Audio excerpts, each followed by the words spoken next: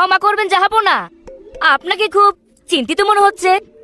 সেনাপতি, আমি তোমাকে বুড়িগঙ্গা পাড়ি দিয়ে ঢাকায় আসতে বলেছিলাম, কিন্তু এ তুমি কোথায় নিয়ে এলে? আগে জি জাহাপানা, আপনাকে বুড়িগঙ্গা দিয়েই ঢাকায় আনা হয়েছে। না না না, এটা কখনোই বুড়িগঙ্গা হতে পারে না। যেখানে ভেসে বেড়াতো রাজকীয় নৌবহর সওদাগরের নৌকা, আর নদীর পাড়ে নারীরা কলস নিয়ে জল তুলতো, আর নদীর ধারে গড়ে উঠত জনপদ আর প্রাসাদ। এটা শুধু নদীই ছিল না, ছিল ঢাকার প্রাণ, ঢাকার জন্মদাত্রী। আগে জি জাহাপনা, সেটা ছিল, কিন্তু এখন আর নেই। কিন্তু কেন?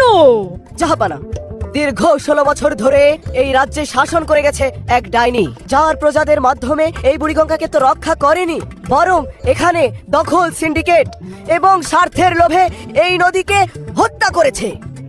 হায় হায় হায়, এ নদীকে কি আর পুনরায় জীবিত করা সম্ভব নয়?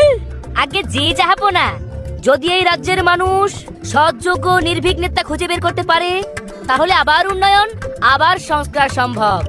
এই রাজ্যের উন্নয়নের জন্য এমন অভিভাবক কোথায় সেনাপতি? আগে জি জাহাপানা, এই রাজ্যের উন্নয়নের জন্য স্বপ্ন দেখছেন, স্বপ্ন বুনছেন ডক্টর আব্দুল মান্নান।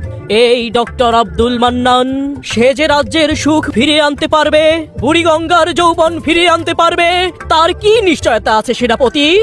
আগে জি জাহাপানা, ডক্টর আব্দুল মান্নান উনি পারে এই রাজ্যের একমাত্র শান্তি ফিরিয়ে আনতে।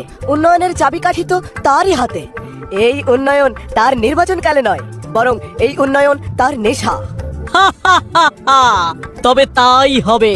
আমি বিশ্বাস করি এই রাজ্যের মানুষ আর অন্ধ নয়, তারা আর ডাইনিকে নয়, দুর্নীতিবাজকে নয়, তারা সৎ ও নির্ভীক মানুষকেই বেছে নিবে।